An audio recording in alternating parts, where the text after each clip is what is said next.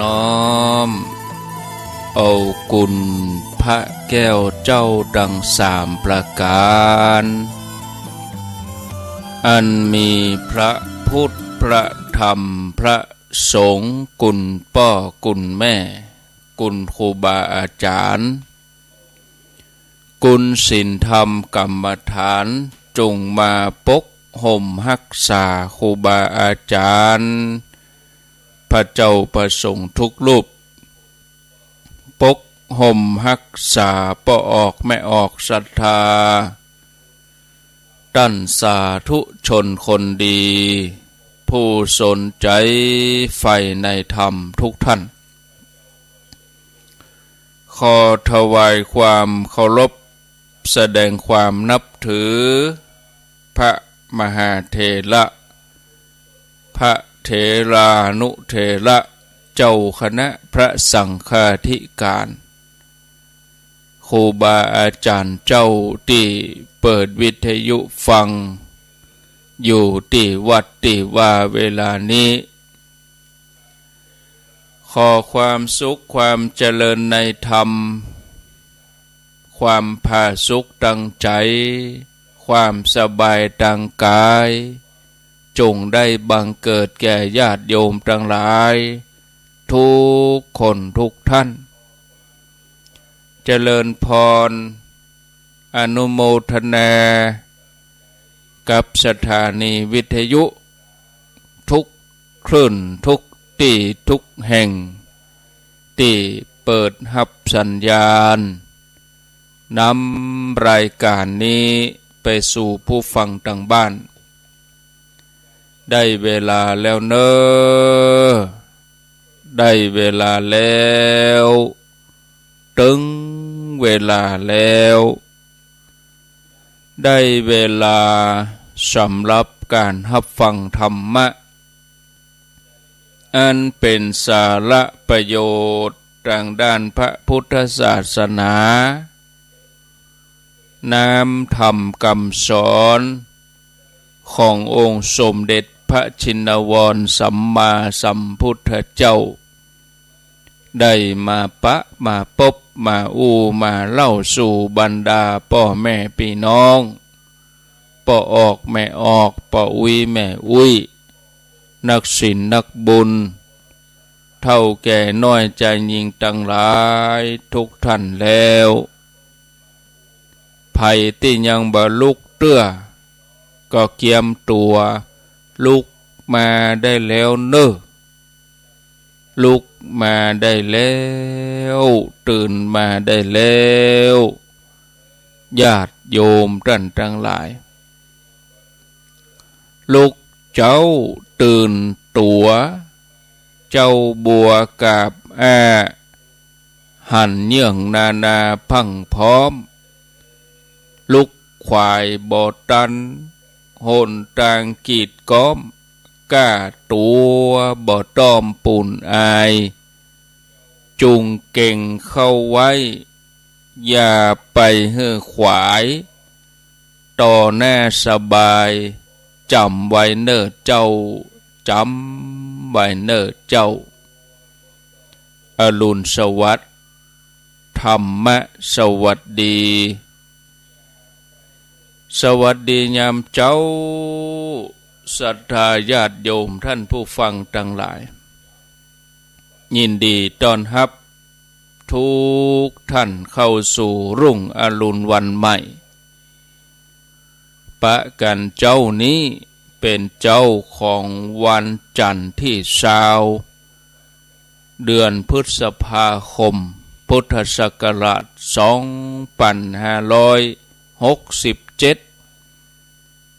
วันนี้เป็นวันเดือน8เหนือขึ้น12ค่ำ13แล้วกันวันนี้ขออภัย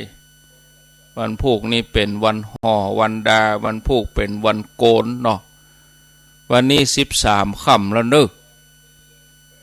เดือน8เหนือขึ้น13ค่ำพร่ำว่าเป็นวันจันทร์วันที่20พฤษภาคม2567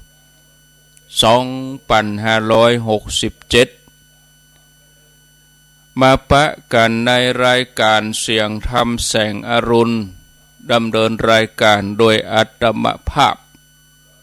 พระครูอภิวัฒนวิกรมวัดปากตังเจริญตำบลดอยหล่ออำเภอดอยหล่อจังหวัดเชียงใหม่เป็นผู้รับผิดชอบดำเนินรายการมาปะญาติโยมทั้งหลายเป็นประจำในวันจันทร์วันพุธแล้วก็วันพฤหัสบดีเวลา5:00 ถึง 6:00 วันนี้ก็มาปะญาติโยมทั้งหลายเหมือนเดิมได้ห้องกันลุกปุ๊กกันตื่นสำหรับท่านที่ลุกมาแต่เจ้าลุกมาก่อนหน้าแต่กี้รับฟังรายการจบไปก็ขออนุโมทนาติดตามรับฟังกันทุกช่วงเวลาแล้วที่สำคัญที่สุดก็ขอได้ถวายกำลังใจให้กับครูบาอาจารย์ที่เปิ้นยืนหยัดพัฒนาอยู่กับพระศาสนาเป็นที่ปึ่งให้กับพ่อออกแม่ออกศรัทธาประพฤติปฏิบัติ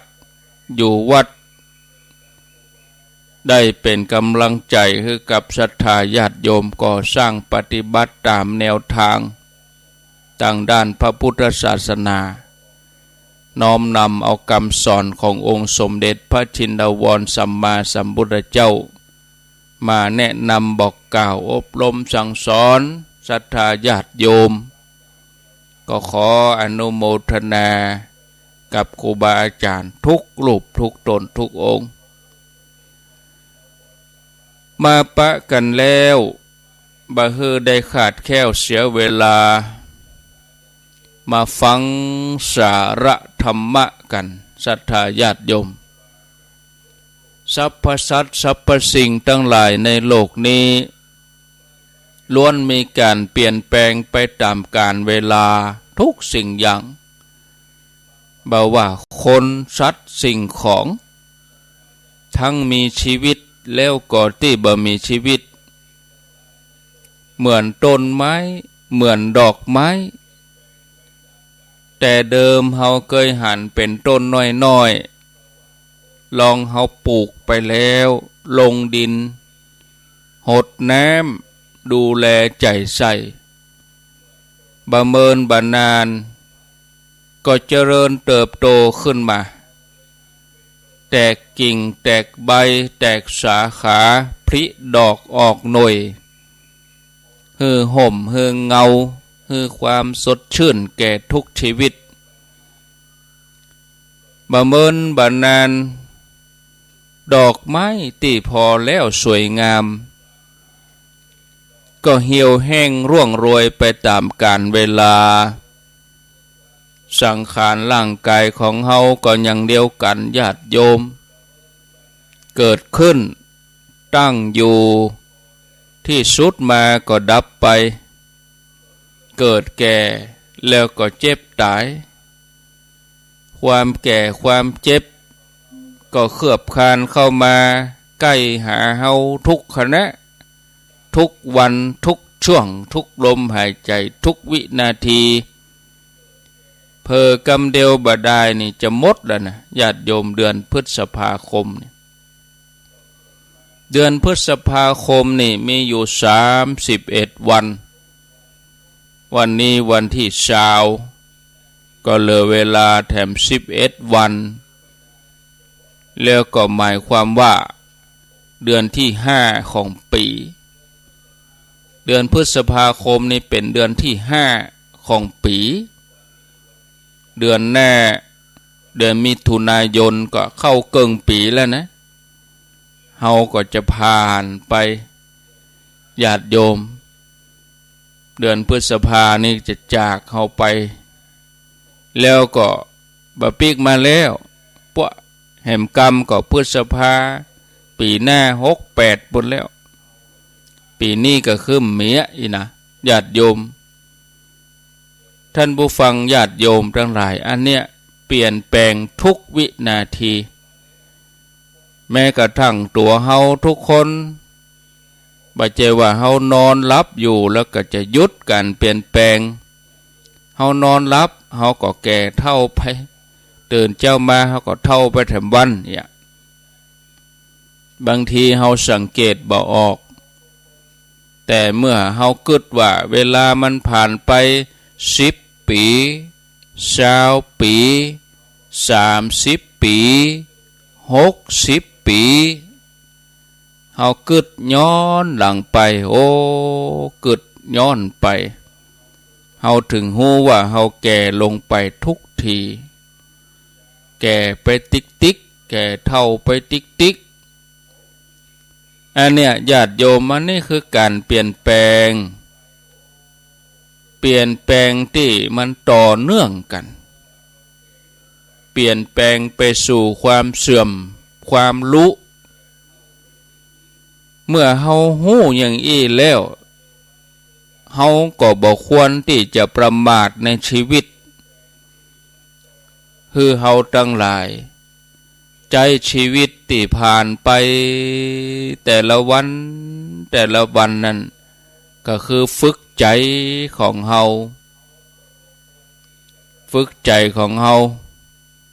พร้อมยินดีในสิ่งที่มันเปลี่ยนแปลงหมู่เฮาทั้งหลายนี่เกิดมาภายใต้ห่มเงาของพระพุทธศาสนาเฮาทั้งหลายปลูกฝังกันมาเจ็นอุ้ยเจ็นม่อนพ่อแม่ปู่ย่าตายายมีความผูกพันทางด้านคำสอนของพระพุทธศาสนามาจนถึงยุคปัจจุบันเฮาได้ยินได้ฟังพระธรรมคำสอนทางด้านพระพุทธศาสนาที่ครูบาอาจารย์เปิ้นเอามาเทศน์มาสอนเอามาบรรยายเอามาอธิบายสอนให้เฮาทั้งหลายละชั่วทำดีแล้วก็ทำจิตใจของเฮาให้ผ่องใสเบาสบายบ้านเมืองสังคมเฮาถึงจะสงบร่มเย็น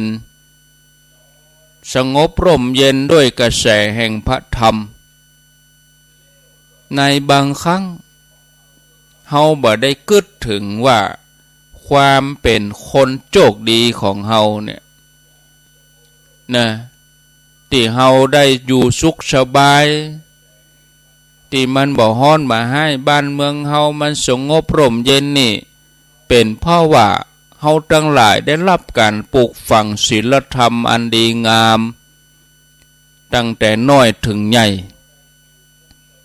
คนเฮาก็เลยมีความฮักมีความเมตตามีความเอื้ออาทรซึ่งกันและกัน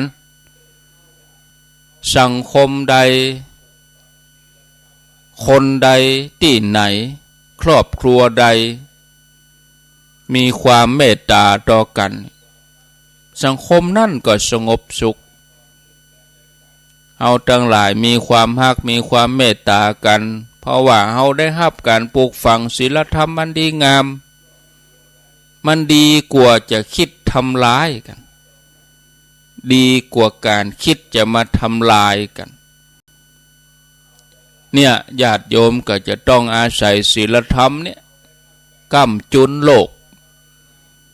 พุทธานุภาพธรรมานุภาพสังฆานุภาพ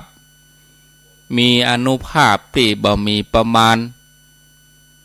เหมือนอย่างกรรมสวดที่ครูบาอาจารย์เปิ้นได้เจริญพระพุทธมนต์สวดบทหนึ่งอัปปมาโนพุทโธอัปปมาโนธัมโมอัปปมาโนสังโฆบ่มีที่สุดมีที่ประมาณเมื่อองค์พระสัมมาสัมพุทธเจ้าแต่ละพระองค์บังเกิดขึ้นก็เหมือนรุ่งอรุณแสงเงินแสงทองออกมาเหมือนธรรมะที่ญาติโยมทั้งหลายได้รับในตอนเช้าเสียงธรรมแสงอรุณเข้าถึงจิตถึงใจฟังกับหูพิจารณา ความสุขก็บังเกิดขึ้นในใจความอิ่มเอิบเบิกบานมีความสุขกับการได้รับรสแห่งพระธรรมแม้พุทธองค์จะดับขันปรินิพพานไปแล้วก็ตามพระองค์จะสิ้นพระชนม์แต่ว่าการได้มีโอกาสฟังธรรมของพระองค์เพียงบักกี่บทแล้วเราก็ใจสติพิจารณาไตรตรองด้วยปัญญาจากนั้นก็โอปนาญิโกคือน้อมเข้ามาใส่ตัวน้อมเข้ามาปฏิบัติอย่างที่ถูกต้องเขาก็จะได้สิ่งที่ประเสริฐยกใจของเขาให้สูงขึ้นไปญาติโยมทั้งหลายในยามที่เขาสะดวกสบายในการอาบน้ำฟังธรรมอย่างเงี้ยถึงแม้ว่ามันจะเป็นช่วงระยะเวลาอันน้อยญาติโยมทั้งหลายเขาจะฟังธรรมสักข้อหนึ่งบางทีสมัยก่อนมันยากแสนยากญาติโยมบัดเดี๋ยวนี้ธรรมะไปถึงบ้านถึงจองถึงหอถึงเฮือนญาติโยมนอนฟังก็ได้สบายมันสะดวกสบายนี่ศรัทธาญาติโยมมีเรื่องเล่าในอดีตการในศาสนาของพระสัมมาสัมพุทธเจ้าที่ชื่อว่าพระกัสสปะสัมมาสัมพุทธเจ้าได้ห่างหายไปเมินมีพญาเจ้าเมืองพระองค์หนึ่งชื่อว่าพระเจ้าโสทกราชพระองค์ได้ปกครองไพร่ฟ้าประชาราชด้วยทศพิธราชธรรมบำเพ็ญกุศลสม่ำเสมอบำบัดทุกข์บำรุงสุขให้ประสบนิกรก็ทำให้บ้านเมืองนั้นสงบร่มเย็นฝนตกต้องตามฤดูกาลบ้านเมืองสงบวันหนึ่งพญาเจ้าเมืองพระองค์ก็ทรงดำริว่าเฮาได้ทำบุญกุศลอย่างสม่ำเสมอบ่ว่าจะเป็นเรื่องการฮือทานรักษาศีลก็ทำอย่างนี้บ่มีข้อบกพร่องแต่ว่าบ่เคยที่จะมีโอกาสได้ฟังธรรมเลยตัวเฮาควรจะหาโอกาสได้อาบน้ำฟังธรรมจากนักปราชญ์ผู้หู้บัณฑิตพ่องเพราะธรรมะเป็นที่เปิ้งอันประเสริฐการอยู่ในการครองราชย์โดยปราศจากธรรมะเป็นสิ่งที่บ่เหมาะบ่ดีธรรมดาท้องฟ้าที่ปราศจากดวงดาวปราศจากเมฆหมอกปราศจากตะวันปราศจากเดือนก็บ่งดงามฉันใดการได้เป็นใหญ่โดยที่บ่มีธรรมะก็บ่สว่างไสวมืดมิดในยามราตรีในยามกลางวันที่บ่มีแสงส่องมาเมื่อพญาเจ้าเมืองได้พิจารณาอย่างนี้แล้วตกเมื่อเจ้ารุ่งอรุณพระองค์ก็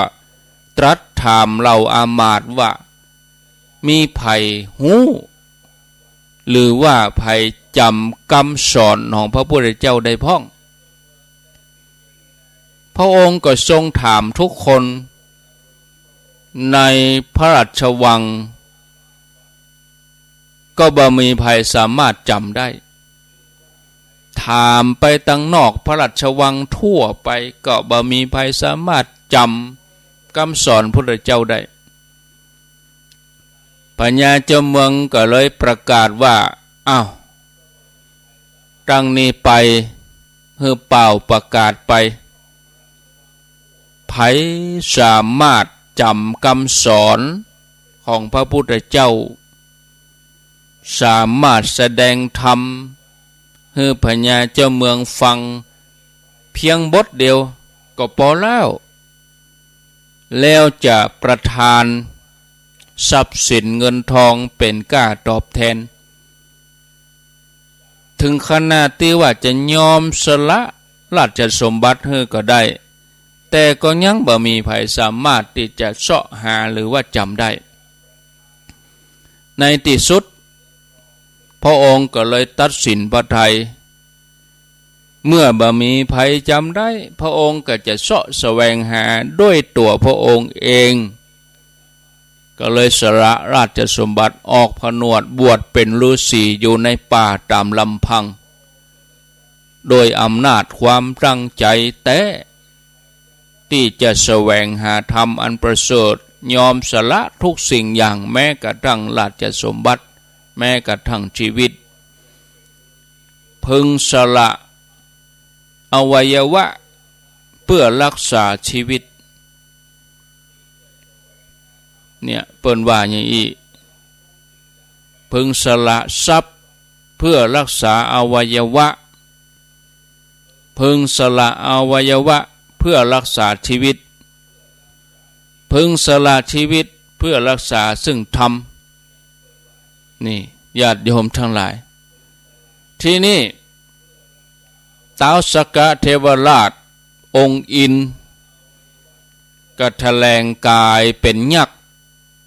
มาปรากฏต่อหน้าพระฤาษีที่เป็นพระราชาเพื่อจะทำให้พระองค์ได้ตกใจ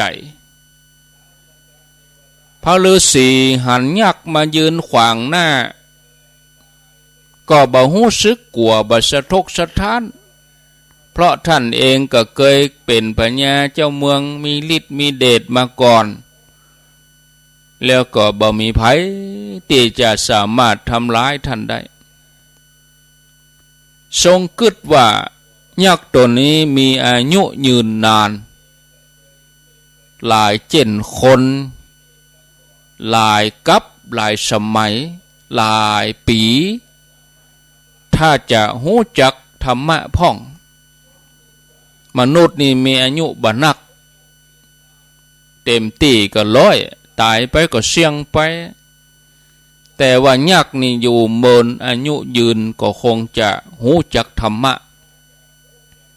ฤาษีที่เป็นพญาเจ้าเมืองก็เลยถามยักษ์ถามว่าท่านเคยได้ฟังธรรมของพระพุทธเจ้าพ่องก่อฮะยักษ์ก็ตอบว่าเฮาเคยได้ยินมาพ่องเคยได้ยินมาเหมือนกันว่ารสแห่งพระธรรมเนี่ยชนะกว่ารสทั้งปวงถ้าหากว่าท่านอยากจะฟังแล้วก็ต้องมีสิ่งตอบแทนแลกเปลี่ยนว่าอีฤาษีที่เป็นพญาเจ้าเมืองก็ตอบว่าถ้าเฮาดำรงอยู่ในราชสมบัติเฮาจะปูจาทำท่านด้วยทรัพย์สมบัติแก้วแหวนเงินทองแล้วก็จะยกราชสมบัติถึงหมดให้พร้อมกับเสวตฉัตรนั้นแต่ว่าบัดเดี๋ยวนี้เฮาสละมาแล้วเฮามาบวชทรัพย์สมบัติที่เฮากล่าวมานั่นบ่มีแล้วเหลือเพียงแต่ร่างกายเหลือเพียงแต่ชีวิตแล้วก็มีผ้านุ่งเฮามีชีวิตเลือดเนื้อนี่เป็นสมบัติของเฮาเท่านั้นถ้าหากว่าตัวท่านปรารถนาเฮาจะปูจาด้วยชีวิตขอเอาธรรมของพระพุทธเจ้าให้เฮาได้ฟังกันเนี่ยเมื่อยักษ์ได้ฟังอย่างอันแล้วก็บอกว่าดีขณะนี้เฮากำลังหิวพอดีเมื่อได้กินเนื้อกินเลือดกินจิ้นโดยเฉพาะจิ้นฤาษีที่เป็นพญาเจ้าเมืองนี่ โอ้คงจะลดเลิศนะหรือเฮาได้อิ่มแล้วเฮาถึงจะมีธรรมะออกมาบัดเดี๋ยวนี้เฮาหิวอยู่บ่เทศน์บ่สอนบ่บรรยายอย่างตัวฤาษีก็แย้งว่าโอ้เมื่อท่านเอาเฮาไปกินจิ้นเฮาแล้วเนี่ยเฮาจะฟังธรรมจากท่านได้อย่างใดยักพิจารณาแล้วก็บอกว่าอ๋อดีแล้ววิธีที่จะทำให้ได้ประโยชน์ถึงสองฝ่ายเอาอย่างอีเนาะเฮาก็จะได้กินจิ้นท่านแล้วตัวท่านเองก็จะได้ฟังธรรมตัวนะปัญญาเจ้าเมืองที่เป็นพระฤาษีก็ว่าอันฮือเฮาเนี่ยจะได้เอาอย่างอีฮือท่านจงขึ้นไปบนยอดเขาที่มีหน้าผาสูงนี่แล้วตัวเฮาจะไปยืนอ้าปากอยู่ตรงลุ่มมันนะขณะที่ท่านกระโดดลงมาเฮาก็จะบอกธรรมะสักน้อยให้สมดังที่ท่านปรารถนาอยากจะฟังเนี่ยได้ประโยชน์ถึงสองฝ่ายตัวเฮาได้กินอาหารด้วยนะตัวท่านก็ได้เทศได้บอกได้กล่าวทำบ่เสียประโยชน์พระฤาษีก็พิจารณาว่าโอ้ชีวิตเฮานี้เกิดมาบ่เวยก็จะสักวันหนึ่งเฮาก็ต้องจากโลกนี้ถ้าเฮาได้สละชีวิตเพื่อจะได้ธรรมะการสละชีวิตของเฮานี้ย่อมเป็นไปเพื่อประโยชน์เกื้อกูลแก่เฮาและสรรพสัตว์ทั้งหลายเมื่อพระฤาษีพิจารณาดีแล้วก็เกิดปีติในใจโอ้เฮาจะได้ฟังธรรมแล้วรู้นี่ก็เลยบอกยักษ์ไปว่าตกลงได้เลยเมื่อท่านมีกุลแก่เฮาก็จะตอบแทนท่านโดยการสละชีวิตเอาเถอะท่านลงไปแล้วเฮาจะโดดลงหน้าผาท่านลงไปข้างล่างเตรียมอาปากกินนะจากนั้น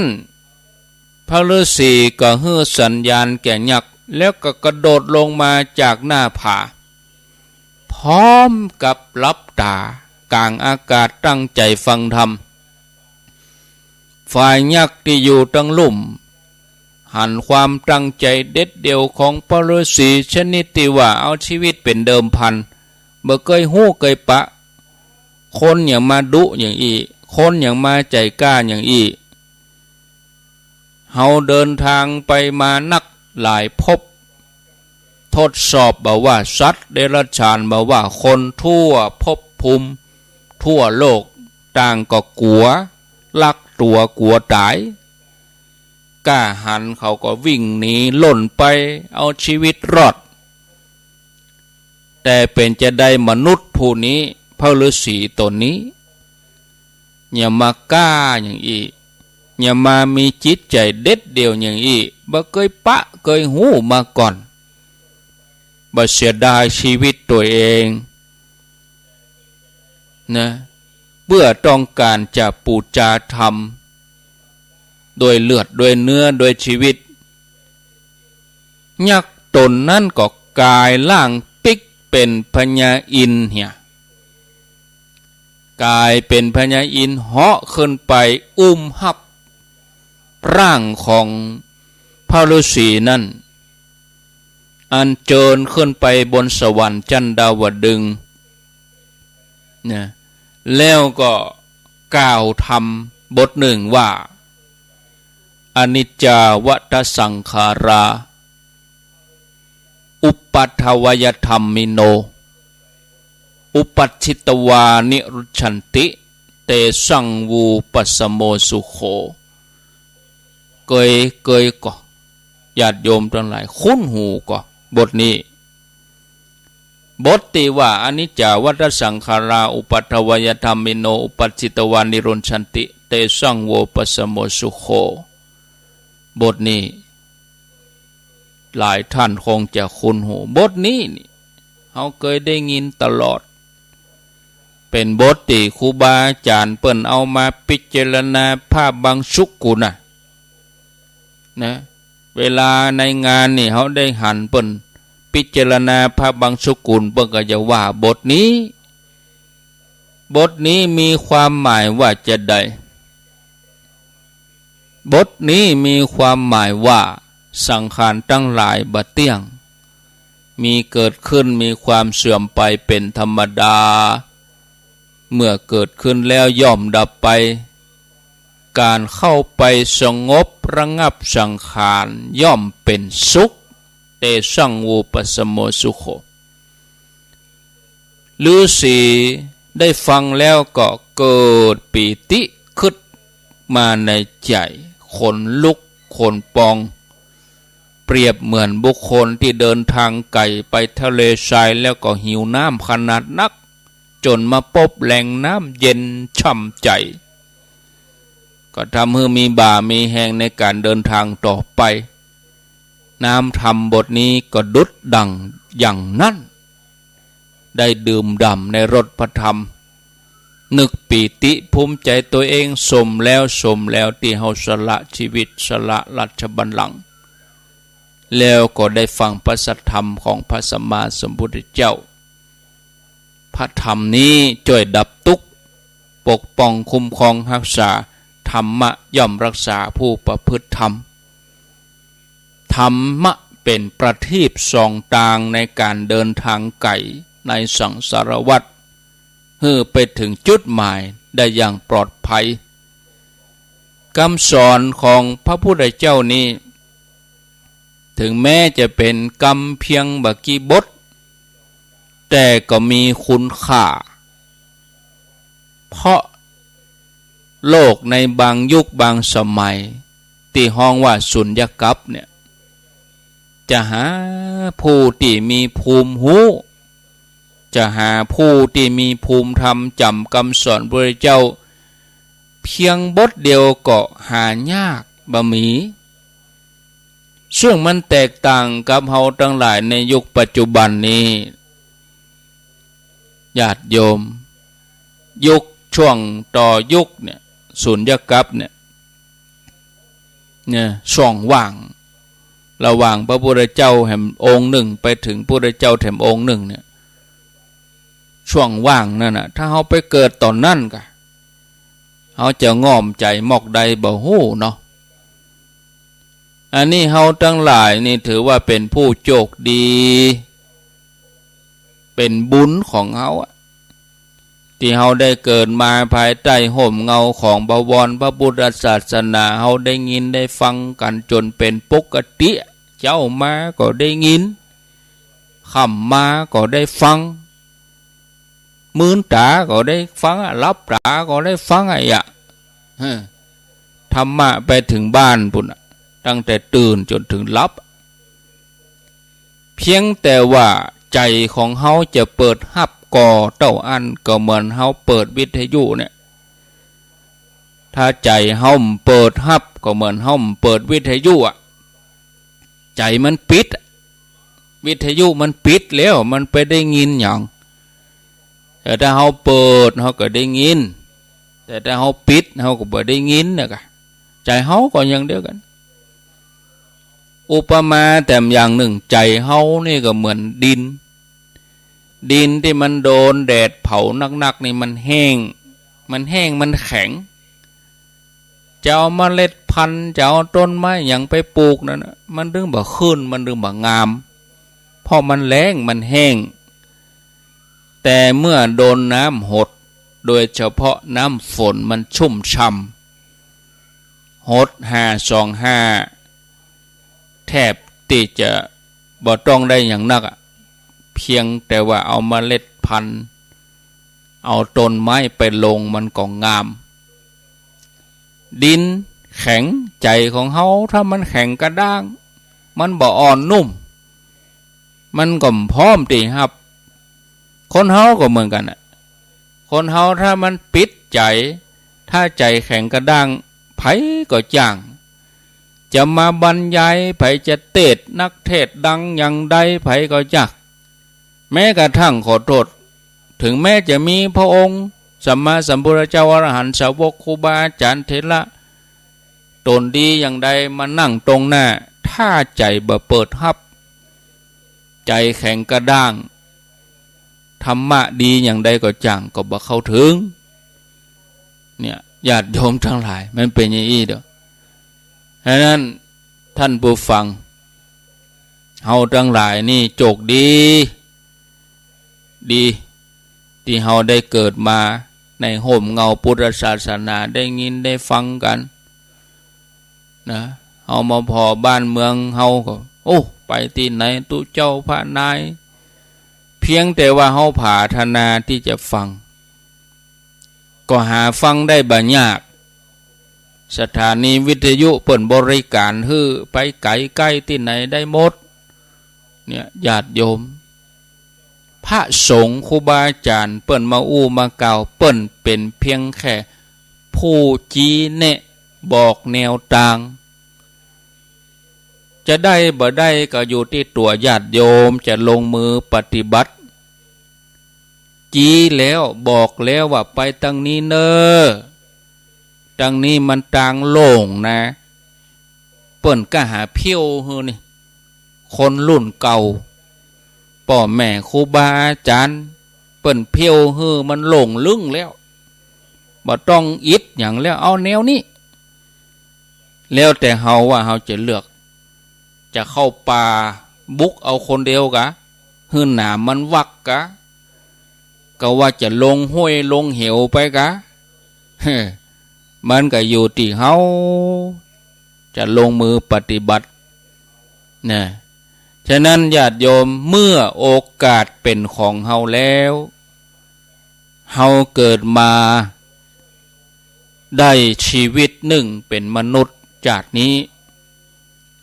แล้วเฮาก็พิจารณาพอว่าอายุของเฮาเจริญมาจนถึงบัดนี้แล้วมันก็จะบ่มีที่จะได้คืนนะความแข็งแรงเวลาเก่ามันได้แล้วมันไปทางหน้าติดๆโอกาสเป็นของเฮามีธรรมคำสอนพระเจ้าเฮามีโอกาสได้ยินได้ฟังแล้วเฮาก็จะต้องลงมือปฏิบัติจะได้มีติเปิ่งตังในสมกับที่ได้เกิดมาเป็นมนุษย์ได้พบพระพุทธศาสนาฉะนั้นคือตั้งอกตั้งใจกันศรัทธาญาติโยมจะไปเอี่ยวไปแหว่ข้างตังที่ไหนเนี่ยบัดเดี๋ยวนี้มาพอโอ้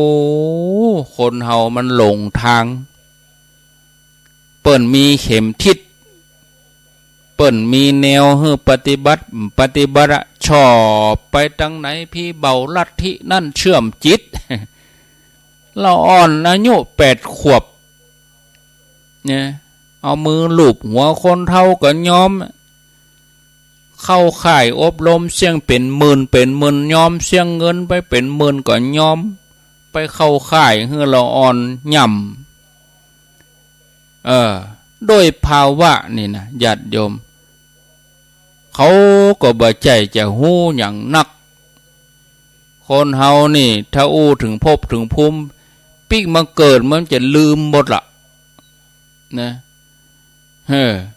บัดเดี๋ยวนี้เอาละเพิ่นจะตรวจสอบกันนักขึ้นละดีนะตั้งเฮานี่มันบ่หลายมีตั้งใต้ปุ่นออกข่าวกันมาอันอย่างที่มันถ้าแม่งแปลกๆเนี่ยนะญาติโยมเนี่ยเขาแล้วก็อย่างนิพพานสอนนิพพาน25,000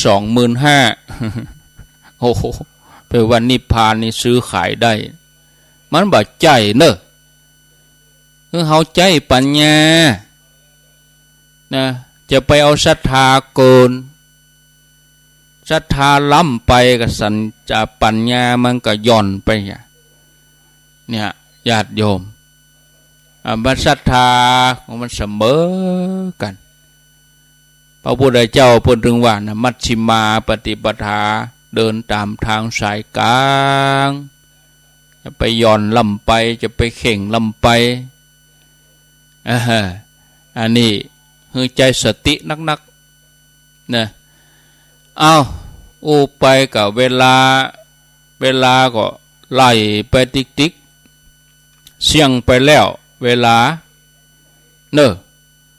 ก็มาปะกันแถมกรรมก็วันนี่วันจันทร์วันพุธบ่ได้มาปะกันแถมกรรมก็วันพุธเนาะฝนตกแต่คืนนี่บ่พอนักแต่ว่าทำให้มีอุปสรรคฟ้าแมบฟ้าห้องวิทยุก็เป็นอุปสรรคนะ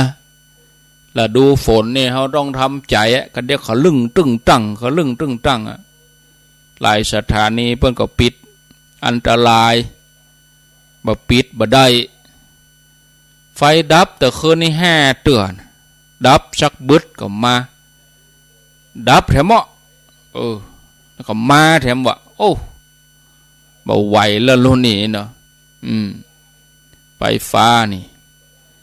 อันนั้นก็ญาติโยมเวลาวิทยุดับก็จะไปเดือดไปร้อนอย่างเพราะว่าแน่นี้เขาต้องทำใจนะแล้วคนเฒ่าก็เขาลึ่งตึงตั้งนะฟ้าแม่ฟ้าค้างก็ต้องปิดโทรศัพท์จะไปหนัวเล่นเขาเจนมันอันตรายตายมาหลายแล้วเล่นโทรศัพท์ฟ้าห้องนี่นะเปิ้นฮื้อปิดหรอนะอดออกปิดลับถึงเวลาลับก็ลับอันนี้เฮาแบ่งไปแยกแยะเวลาต้องระมัดระวังดีๆแต่ว่านี่ก็ต้องอนุโมทนาแทนตุลุงดอยครูบาอาจารย์ที่ไปเจริญพุทธมนต์ก็ดีศรัทธาที่ไปร่วมงานก็ดีนักพอสมควรเนาะเรื่องกินเรื่องว่าลงทานน้ำอาหารเจ้าภาพนั่นนี่ยอดสั่งก็ปัจจัยก็หลายสิ่งหลายอย่างก็อนุโมทนาแทนบึดเมื่อคืนก็ฟังตุลุงดอยเปิ้นกล่าวแถมกรรมอาตมาก็ไปลาไปลูนเปิ้นการตั้งเพศก็บ่แล้ว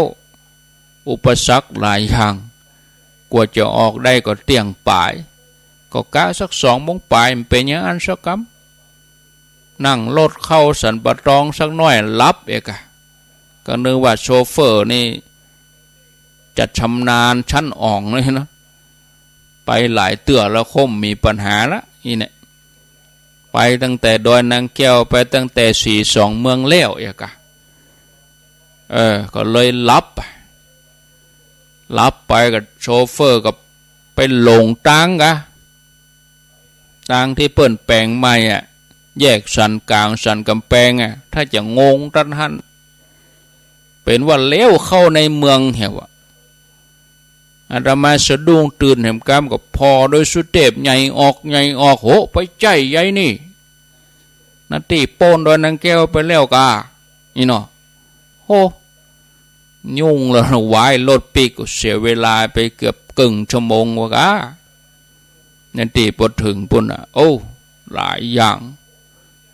กว่าจะออกเวียงแม่แถมรถติดแม่หักเนาะติดไฟแดงบ่ฮู้กี่ไฟแดงปุ่นลุเนาะเวยเป็นจ้าไปก็เลยไปเมื่อลูนเปิ้นก็ขอโทษศรัทธาด้วย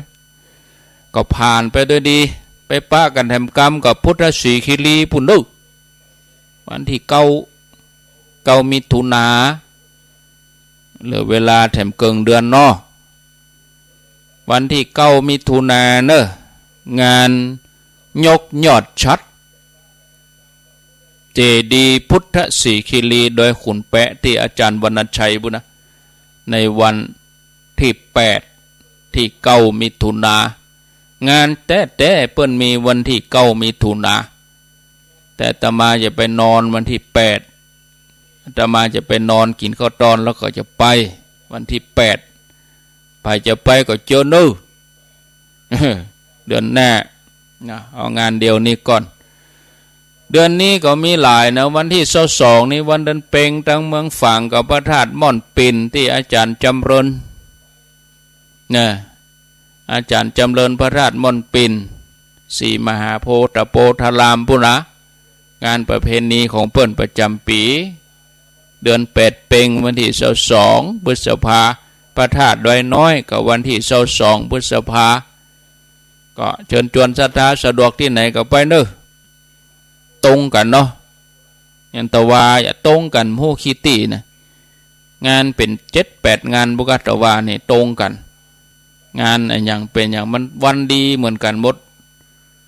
อันที่บ่มีก็บ่มีเต้นเด้ออันใดที่บ่มีงานก็บ่มีงานแต่ตัดวันที่มีงานก็มีงานเต้นตรงกันเฮ็ดแต่ว่าครูบาอาจารย์ก็บ่ได้มาหลายตนตะวานี่ตั้งลำปางเพื่อก็มีทำบุญที่วัดพระเจดีย์ชาวหลังหลายตนก็ไปประชุมตัวอาตมาก็เกือบบ่ได้ไปเหมือนกันมีชื่อเหมือนกันไปประชุมปุระวิสาขบูชาโลกปุระวิทยาลัยมจรวังน้อยศูนย์กลางปุระอยุธยา3 วันนะวันนี้วันพุธตะวาวันนี้วันพุธไปประชุมปีก่อนไปปีนี้ไปมันได้ไปเบลก็ภาระงานมันตรงกันเนาะก็ผ่านพ้นไปด้วยดีอนุโมทนาศรัทธาก็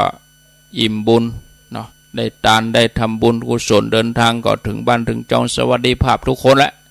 ก่อนอนุโมทนาด้วยหลายที่หลายแห่งหลายหนอาจจะไม่ได้ชื่อทุกคนถ้ามาชื่อหมดทุกคนนี่ก็เวลาไม่ได้ธรรมะหามะนะเวลาชั่วโมงเนี่ยใครเอาธรรมะให้ศรัทธาหลายๆใครเอาธรรมะให้ศรัทธานักๆถ้าจะโทรก็โทรหาตนที่เปิ้นมีเวลานักปุ่นดูอาตมาเวลาชั่วโมงก็จะเอาธรรมะให้ญาติโยมได้เต็มที่นะตนที่เปิ้นจัด2 ชั่วโมงก็ชั่วโมงปลายก็ญาติโยมก็มีโอกาสได้โทรหาที่เปิ้นจัดรายการเบิ่นปุ่นอาตมานี่มีเวลาชั่วโมงเดียวเนี่ยกะเฮาบรรยายธรรมะเนี่ยมันก็หมดไปแล้วเวลาเนี่ยพอเนี่ยแถม5 นาทีเอาไปวางสายแหมก็กดโทรมาโลแหมบ่ได้สาระธรรมะอันหยังจากนั้นก็จัดสรรแบ่งปันกันไปครูบาอาจารย์ที่เปิ้นมีเวลานักญาติโยมมีโอกาสได้โทรเนาะก็โทรมาก็มีโยมเดิมสบายอยู่ที่อยู่ฟังอยู่คนที่โทรบัดตันเปิ้นก็บัดตันอยู่หั่นน่ะคนที่โทรหม้อโทรแม่นก็โทรอยู่เปิ้นโทรหม้อก็เป็นความสุขของเปิ้นเนาะเปิ้นได้โทรได้หยังก็มีส่วนร่วมก็อนุโมทนาบุญด้วยพอเวลาแล้วก็เปาะเนาะญาติโยมทั้งหลาย5 นาทีก็เดี๋ยวจัดสรรปันเวลาท่านพระครูวัดชายมูลท่านพระครูสังวรศิลาภิลักษ์เพิ่นจะเข้ารายการต่อจากอาตมานี้สำหรับวันนี้อาตมาภาพก็ขอนำรายการจากลาศรัทธาญาติโยมท่านสาธุชนทุกคนทุกท่านไปก่อนบุญใดกุศลใดที่ศรัทธาเฮาทั้งหลายได้ประพฤติปฏิบัติได้ปั่มเพ็งทานศีลภาวนาก็ขอให้ปกห่มรักษาตนตัวศรัทธาญาติโยมลูกหลานครอบครัวคือเดินทางไปติดไหนแคล้วคลาดปลอดภัยประสบกับความสุขความเจริญทุกคนทุกท่านเกิดหวังสิ่งใดอันดีอันชอบประกอบด้วยคุณงามความดีศีลธรรมถูกต้องตามตัวบทกฎหมายถูกต้องตามศีลตามธรรมด้วยความสุจริตก็ขอให้สำเร็จทุกสิ่งอย่างอายุวันโนสุขังปะลัง